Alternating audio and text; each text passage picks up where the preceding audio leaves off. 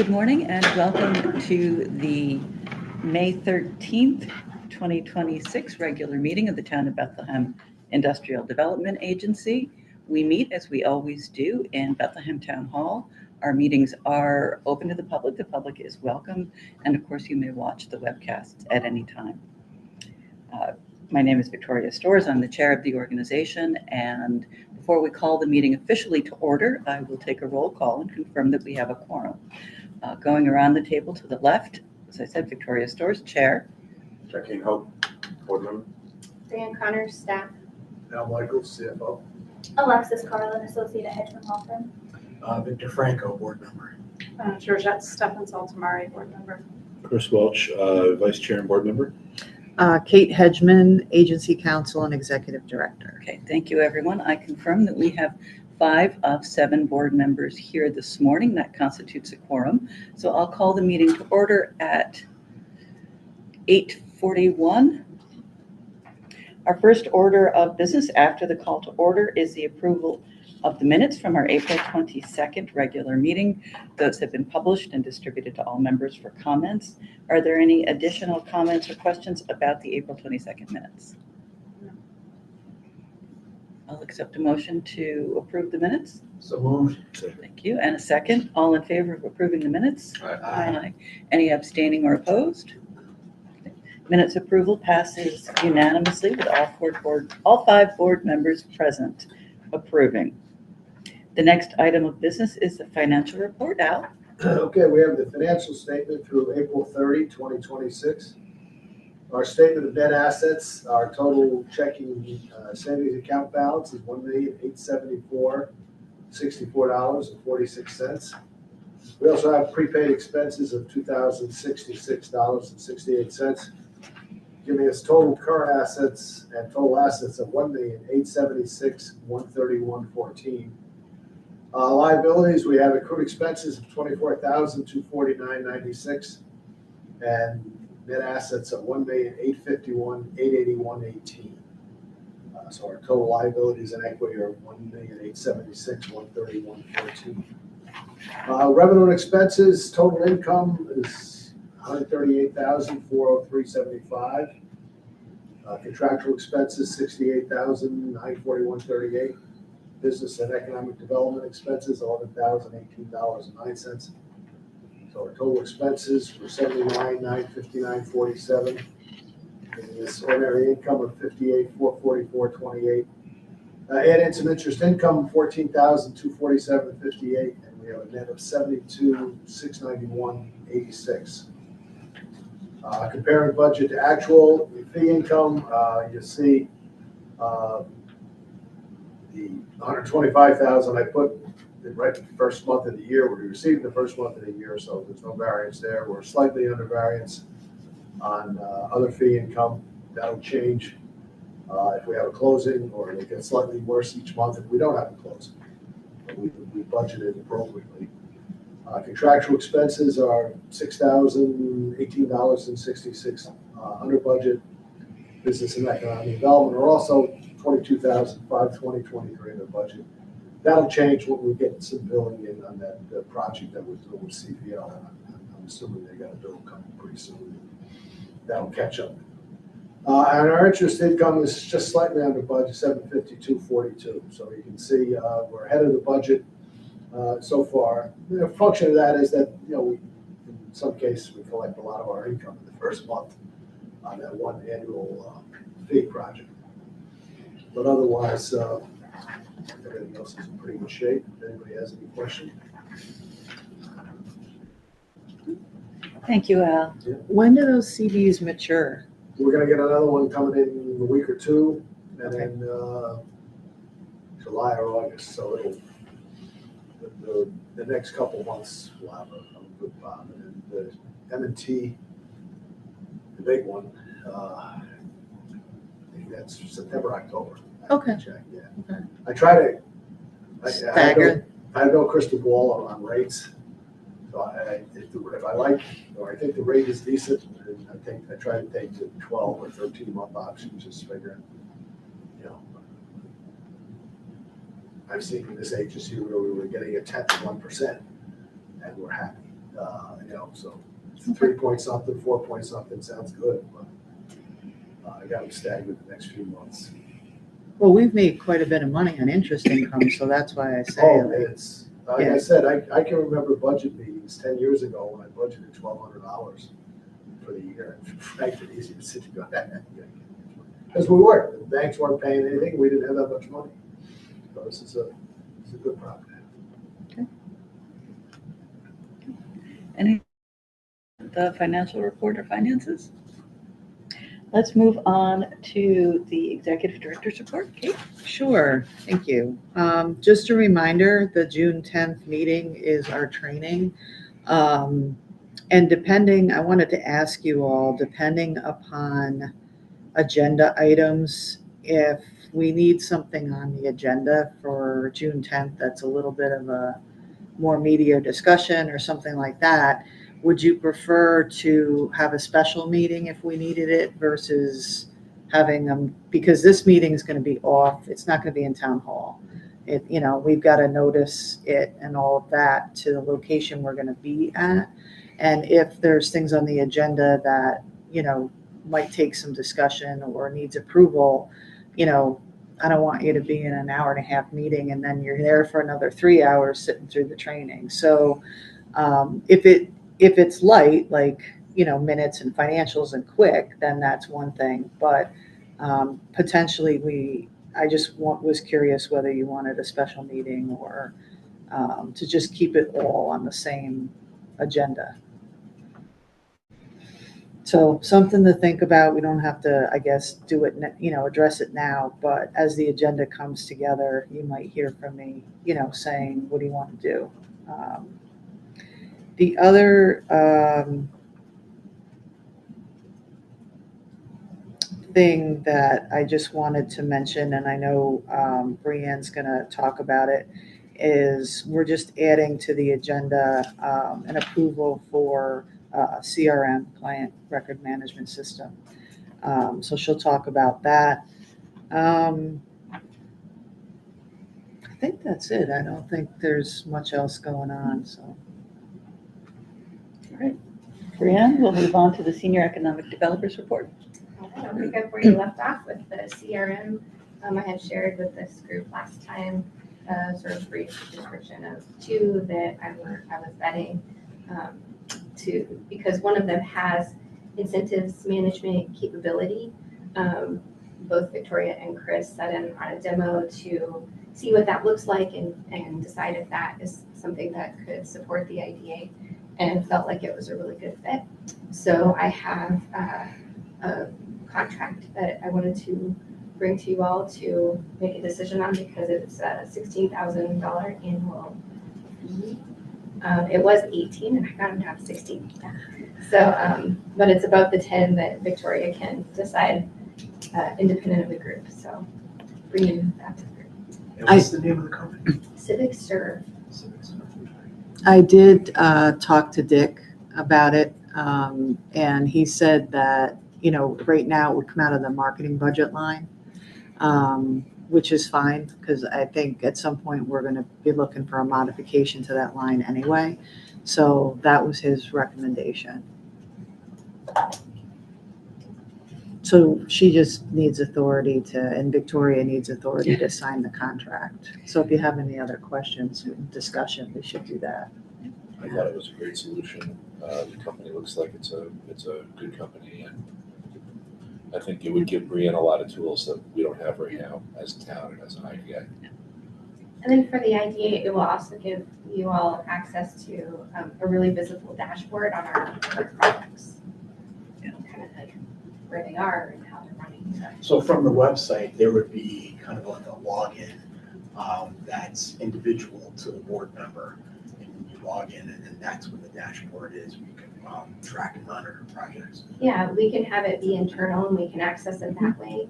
Or we can even have a public-facing dashboard and decide what information is appropriate to demonstrate there and have it on our website. public facing is an add-on option that we don't have in this package, right? I believe it's included with the I think it incentives. is, the dashboard for the incentives, I believe is. Okay. Yep, Brianne had originally gone looking for a CRM, as we've discussed, because of the outreach that she's really been doing a great job with over the past year since joining us. When she received the bid from CivicServe, they also told us about another module called Incentives Management. And this is something that we have always managed our incentives. We have always known, what the pilot payments are and all of those things, but they have never been readily accessible to board members. It's handled through the town controller, so all the records are there and everything's clean. But if we wanted to know, well, how much of a discount did this particular project end up getting, that's very difficult information for us. So from an incentives management and transparency for board members, I was very interested in the demo of the additional module, which is why it's above $10,000. But that would take our incentives management and information and put it in one place, get it out of Microsoft Excel, which is kind of rickety, and provide some continuity through this one service rather than have it be in the hands of one person here and one person there. And so this database would only track incentives of projects that are live, correct? We can decide if we want to input historical data, so we can view it that way, but we would definitely start with the live projects because it is work to Right. input all of that and get it visible. So. Then I guess two more questions. What persons can be responsible for populating it? Probably me. Okay, sorry. That's okay, that's okay. And then, so you address the retro, the past. Now going forward, is this also going to track like leads or prospects or? Yes. Okay. So the CRM aspect of it tracks all of our existing businesses in Bethlehem of any size. It helps us visualize them through GIS connection as well, so we can. Whether they're getting benefits or not. Right. And so, and then there's also the leads component. So any interested projects that come to us, because I get calls all the time, we're looking for this, do you have something in Bethlehem? And then I can maintain that information and follow up when we do have available sites or moving things, from the site study forward or things like that. So there's the leads management, there's the current business database management, and it's just, I'm really excited to be able to visualize that data and access that data. We can do things like, how many businesses do we have with X, range of employees?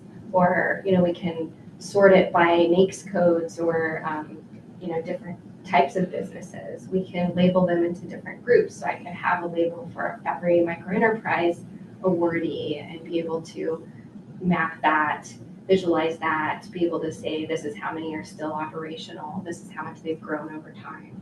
So it just gives me a lot of visibility into data related to the businesses that I can, again, just like our incentives, I can get that data. It's just a lot of work right now to find it, organize it, report on it, and this makes it just really accessible. And then what's the term of the contract?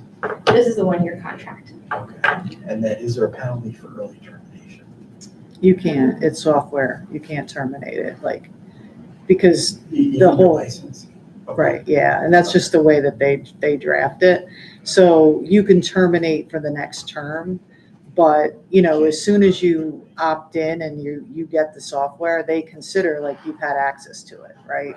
So they won't, I'd be shocked if they would prorate it or anything like that if you were gonna cancel it. Right. So I think you're in for the term. And then final question, what's the ability to export the data once it's in, like 5 years from now or something? Yeah, our incentive information is our incentive information. It's not creating anything new for us. So we already have that data. As far as the organization of business data and business contacts, that's exportable.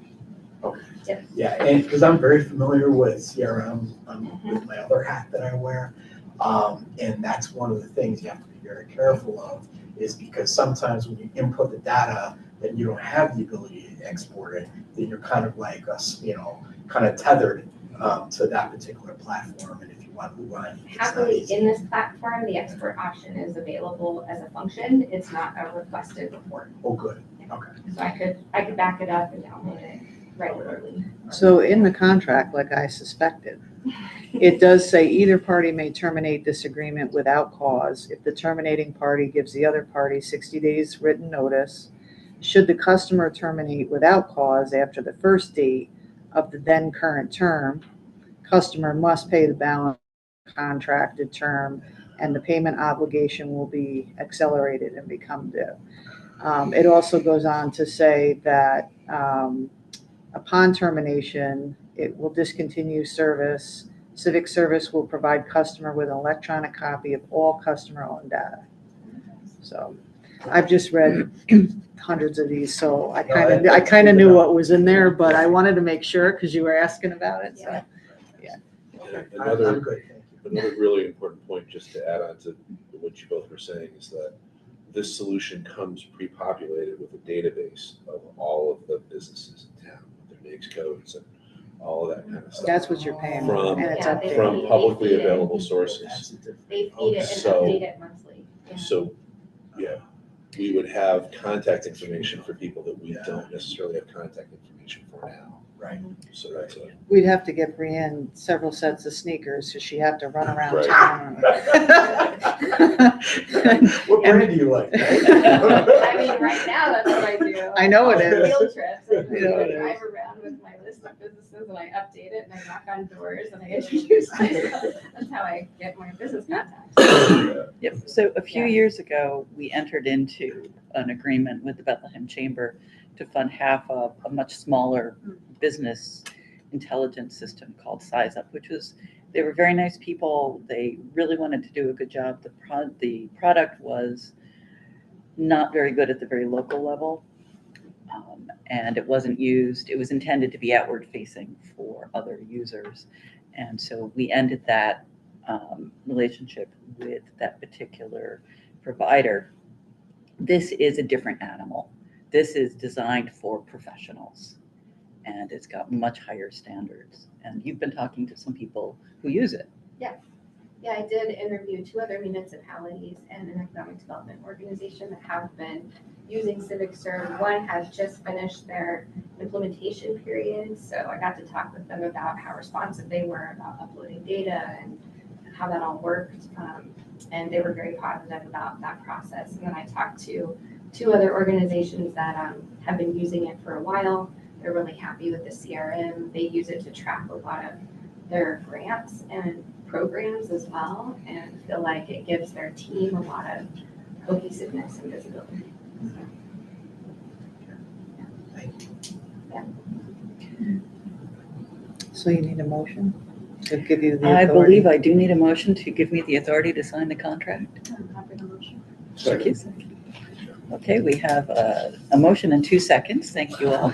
All in favor of authorizing me to sign the contract and enter into the agreement for the service? Aye. Any abstaining or nay? Okay, passed unanimously with all 5 members present. When the clean contract comes back with all of the appropriate data, Starting in the email. I will execute. Thank you. Okay, the rest of my report here. I just again wanted to remind everybody that the zoning is moving through the process with the town board. All of the public meetings have been completed. There's still a public hearing that will happen at the town board level for any final comments.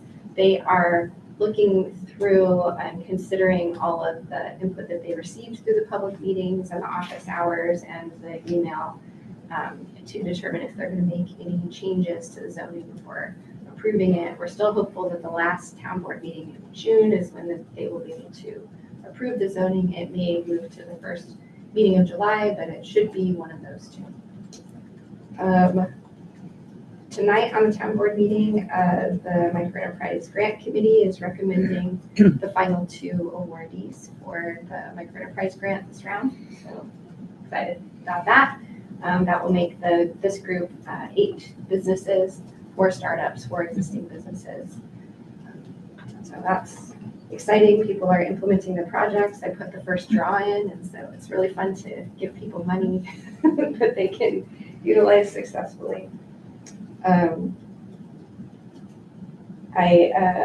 a follow-up to the site study that was presented on last time, I shared the site study with CEG, and I met with one of their program directors, and they shared with me this National Site Selectors Guild database criteria, and that this is a really active database for site selectors nationwide, and that they don't go to sort of the commercial listings. They go to this database or state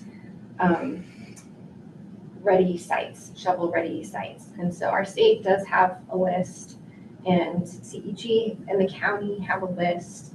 And then this is the other place that once we have sites ready, we probably want to have them listed. And so there's like a program scoring scale for listing the sites on this Ready Sites site selector database. And this is going to be really helpful when we look at how we remarket Vista and how we move forward with the 13 sites that were analyzed in the site study. So it's nice to have some guidance about next steps that isn't just get a lot of money and install some sewer. Like there are other things we can do first, and that's great.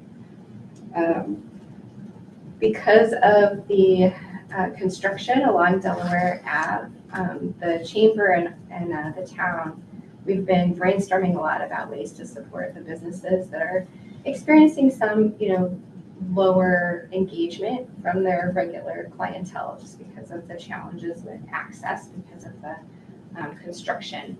And so we've built a program that we are hoping to implement really soon called, I think we're going to call it Foodie Fridays, but every Friday we're going to highlight a food or beverage business, which there are 17 in the construction area from Ellesmere to the bridge along Delaware. And we have other neighboring businesses that are not impacted that are donating some funds to offset each food-related business to offer like a freebie or complimentary something to bring people in that maybe haven't visited before, haven't been for a while, or just increase traffic.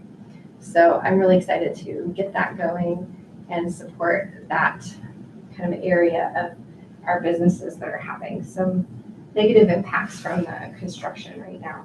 So keep your eyes out for that. And the last update that I have for today is just the next steps on updating marketing for the Vista sites. And so I do have initial meetings set up with Brendan Stabler from Columbia, who basically managed the Vista Development Corporation, who was the holder of all of the majority of the properties in Vista. So we're going to meet first to talk about kind of next steps and who needs to come to the table to revamp the marketing for Vista and who needs to contribute and what steps might need to happen before that to actually make some of the sites available that have fallen off of availability. Okay. Thanks. All right. That brings us to item 6, new business. Thank you, Brianne.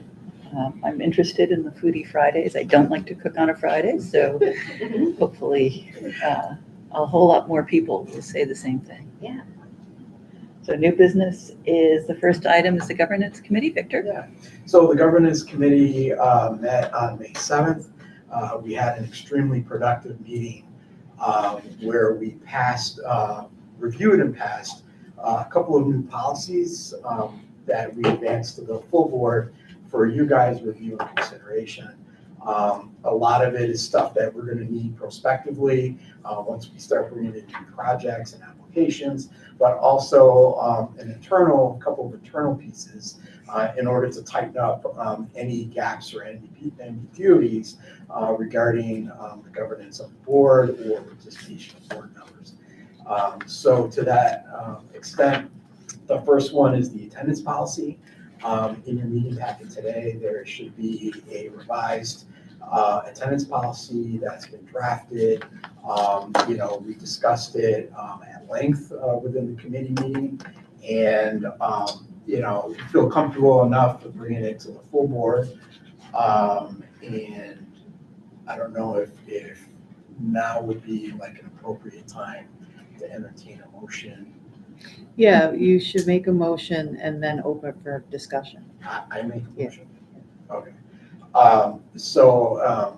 Being that said, I'd like to entertain, actually, I'd like to open up the floor for any discussion, comments regarding the attendance policy. Okay, seeing that there's none, I take that as a compliment, by the way, that means that I did a very good job of making this very thorough and drafting it. So with that being said, I'd like to entertain a motion to accept as proposed. Motion. I'll second. Okay, all those in favor say aye. Aye. All those opposed, abstained. All right, motion passes. We now have a brand new member attendance policy, so thank you for that. The next item is the procedures for coordination with taxing jurisdiction and special districts. I believe that IDA staff felt that it was important to kind of be able to delineate this so that we have a document to point to for our external partners and stakeholders whenever there's an application of kind of benefits, whether it be pilot or otherwise. We did discuss this, made a couple revisions during the committee meeting, and then advanced this for your guys' full board review and approval. So I just want to add why I really pushed for this and wanted it in writing based upon, we just finished negotiating the GB2 PSEG pilot. And while, I employed much of the same procedure that is in here, I wanted to put it in writing so that not only do we understand the procedure, but that the taxing jurisdictions understand the procedure. And pursuant to this, it would expand the outreach of any pilot discussion and/or notices to copy the special districts so that they have time to come to a public hearing, and if there's any issues there to properly discuss that with us. And the other piece of it is that going forward, when and if we do have discussions with the jurisdictions, I'm really going to ask them to come to the meeting or the public hearing to do that so that it is recorded and the people in the room are noted. And so no one can say, that's not what we said, or that's not how I understood it, or whatever the case may be. It's all going to be, I'll use the OWL or whatever it is, for our public hearing, and we'll have a transcript. And, I think that also protects the IDA from, any misinformation that someone might receive or. Misrecollection. Yes, Checks yes. This is, important, I think, for us to have procedures so that everybody's on the same page. Yeah, and I just want to say, great job of drafting this. I thought it was very, very extensive and very thorough, so thank you. All right, I'd like to open the floor for any questions, answers, edits. Seeing that there's none, I'd like to entertain a motion to accept as amended by the governance committee. So moved. All right, so I have a second.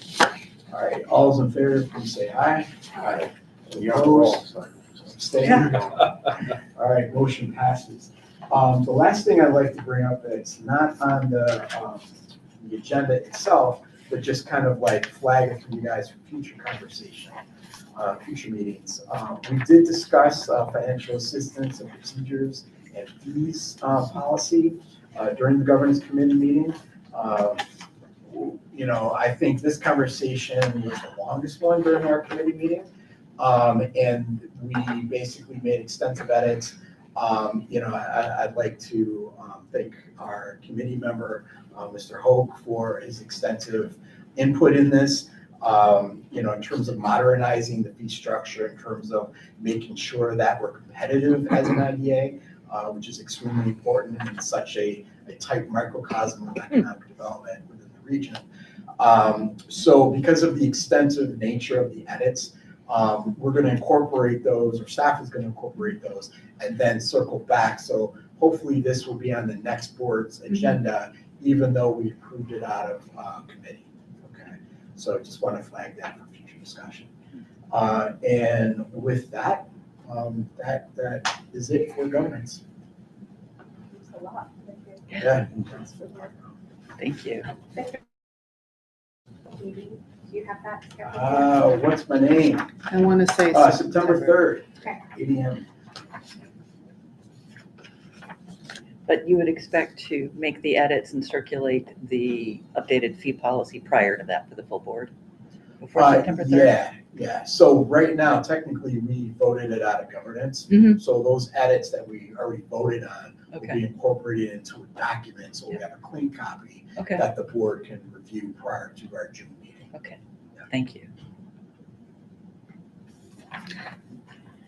Yeah. All right, happy to turn it over to Chris on the marketing committee. So quick update from marketing.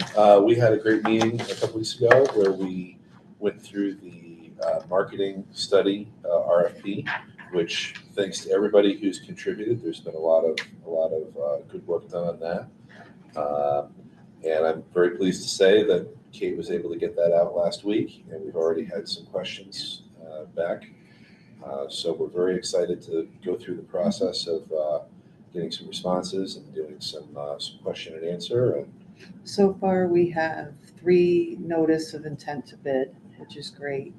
I expect 2 more actually. And what is really unique is that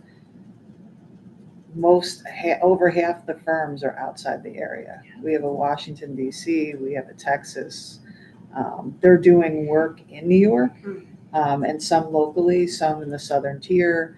And I think a lot of that has to do with, we posted it on the contract reporter, which gives us the biggest, that's where firms go, especially out of state, firms. But there are 2 local firms as well. So, the intent to bid period, I asked for a notice just so we would know, who's going to bid and we'd have some idea. So I've only received 3 letters so far, but the deadline for that is until Friday. So. we'll have a number of Yeah, meetings it'll be coming good. up. It'll be Really good. And then the other thing, just quickly, is just to tag on to Brianne with the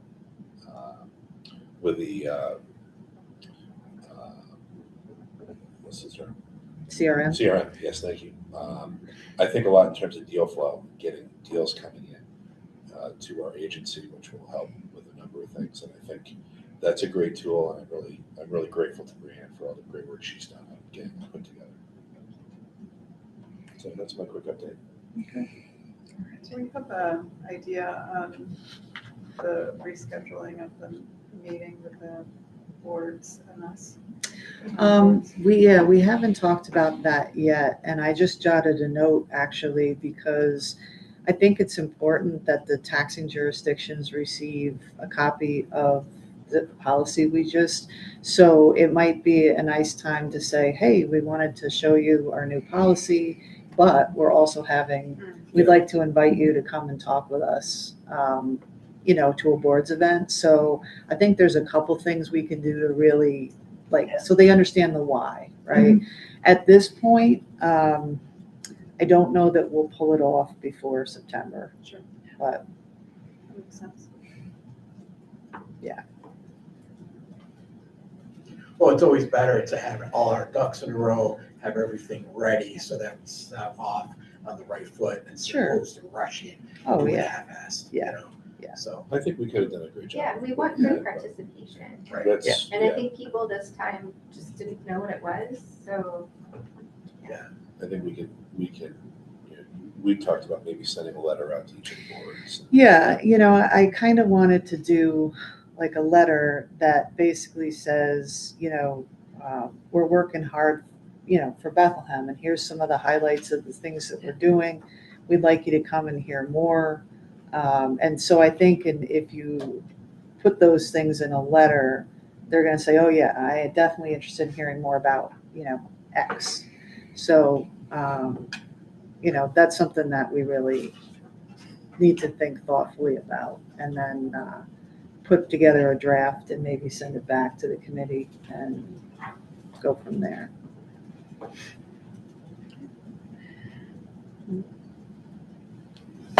Anything else on marketing? The last item of business then is item 7, upcoming meeting dates, review and discussion. Foremost on my mind is that we have, some of us still have on our calendars 2 different dates for the July regular meeting. July 22nd and July 22nd minus 7, whichever that Fire Wednesday is. So, yeah, as it happens, I am out of town on the 15th and therefore have a strong preference that we hold on to the July 22nd of those 2 that are on our calendars. But because we do have those 2 different ones, I want to make sure that that's going to be hit it on to everybody's. We also, the Finance Committee expects to meet in July. Our treasurer isn't here, so we'll certainly touch base with him. But my preference would be for everyone who's on the Finance Committee or wants to be on the Finance Committee, or thinks they might get tapped on the shoulder, to be voluntold onto the Finance Committee. And in fact, everyone know that the Finance Committee is likely to meet prior to or immediately after that board meeting. We would begin to talk about budget items. And last year we started a sort of soft open with finance, going to the committee chairs and saying specifically marketing, well, what's, with Kate, who's so deeply involved in marketing as well, what's your ask? So that the budget, instead of being a, baseline budget with a 3% increase for inflation, becomes what is it that the different committees in the organization wants to accomplish? What will that cost? And then we can look at it, take a look at our history, take a look at our anticipated revenues and fund balance, and build up from our needs. So that's really what we want to start doing. That takes a little while, so starting in July is very important. And especially with marketing, RFP. Yeah, so what I would add too is we're really going to need this July meeting. And to the extent that it's humanly possible, we need a quorum because there's going to be a lot going on. And I guess I would just, it's really timely about the attendance policy too, but I mean, none of you have any real severe issues with attendance or anything like that. But we want to do all these things and we're going to be very active, which means if Brianne and I need authority about things, or we just want a consensus, or we need to take a vote, like we have to have people in seats. You know what I mean? So I know, everybody's really, really busy and, you serve on other boards and things, but, some IDAs can get away with, 6 meetings a year or whatever the case may be. But we've actively made the decision not only to revamp all our policies, but to take on some marketing and some different things.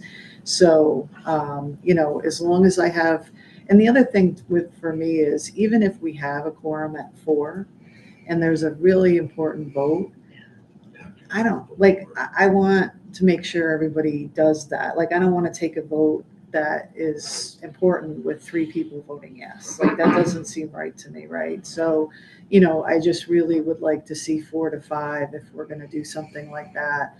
Or at the very least, if we're missing members, basically have a discussion where, like, listen, I support this even though I can't be at the meeting. Like, I just want to know that, right? I don't want you to be out of the loop and then, we take a vote on something and, so that's just my personal preference. Like, I don't like to do that kind of stuff. So It's also really helpful, gives me an opportunity to say thank you to every member who's here, has stepped up one way or the other that a few years ago the board wasn't doing, as we the only word that comes to mind is from Calvin and Hobbes, transmogrify into a more active partner with the town, becoming less an IDA. An IDA is an instrument. It's a development finance tool, becoming the economic development organization, the economic growth, the vitality and growth partner with the town is what this board is actively becoming. Everything that I'm hearing from the town is that they're very pleased with that. And you all have been, stepping up with conversations, with meetings in a lot of different ways to make that happen. July 22nd works for me. Yeah, I don't. Great. And we can always move it, like if we really, there's an issue, like we just can't do it, we can always agree to move it. But, I just want to make sure that, when we do things, it's together, rather than 4 people or 3 people. And July is vacation. Sure, that's the tough that one one. is, we typically will cancel either July or August. Yeah, because if you would have said July 8th, I would have had a different answer for Right, you. right. Well, me too. Like the reason it was pushed back already is I knew I wouldn't be here that week, Yeah, right? yeah. And I figured there'd be other people as well. Let's try the 22nd as a placeholder, and then we would talk about it. But usually, August would be canceled most likely, and then potentially, depending, it's December, right? Those are the 2 that it just. What was the date? I'm sorry. July 22nd. So those are the 2 that, one during the summer and probably like a December. If we don't need it for any reason, then we would, just cancel. So it will be, by all accounts, a busy fall as well, so. Fix it on the room calendar and in Dallas board. Okay. So I think, because you're looking puzzled as you check your calendar. Oh, no. Oh, okay, great. Well, we're going to hold you to that. We've got other members who haven't had the chance to respond at this time, but. Yeah, that'll be an 8:40 meeting. I think it might be helpful to. Aren't they all? I got Whatever makes it happen. Victor and Ja. I had it at 8:40. Yeah. It happens that way. I know. I'm just busting Board's your bell, chops. you know. I'm glad to have you here, even if it's a few minutes late, so. Anything else on the meetings? We talked about, possibly we wouldn't need a meeting in August. Okay. So I have we have one item for discussion for executive session. So Whenever you're ready. will you Yes. do the motion for going into Yes. executive session? So I'd like to make a motion to enter executive session for the proposed acquisition, sale, or lease of real property, or the proposed acquisition of securities or sale or exchange of securities held by such public body, but only when would substantially affect the value thereof. So I made the motion. Second. All in favor of moving into executive session for the stated reasons that Georgette shared? Aye. Any abstaining or opposing from moving into executive session based on those reasons? And she read from the open meetings law. Yes. All right, well, we are moving into executive session at 9:24 a.m. So Hey, you'll shut Chair, all can of I that make a down. request? Chair. Hold on a second, Ted. Sure. Hold on a second. I'm just gonna hit the bathroom. Thank you for waiting for us. The executive session ended at 9:46 a.m. The regular meeting recommences. The only order of business we have for the May 13th regular meeting is a motion to adjourn. Just to put a clarification, there was no action Yes. taken during. Thank you. Yes. No action taken during the executive session. Anything before we adjourn the regular meeting? I will accept a motion to adjourn the regular meeting. So moved. Second. All in favor? Aye. We'll note that Georgette had to leave at the end of the executive session and wasn't able to stay to adjourn the regular meeting. Nevertheless, we have a quorum of 4 members voting and are adjourned at 9:47. We will see, the next meeting is July 22nd. Oh, June 10th, yeah. Yes. All right. Thank you.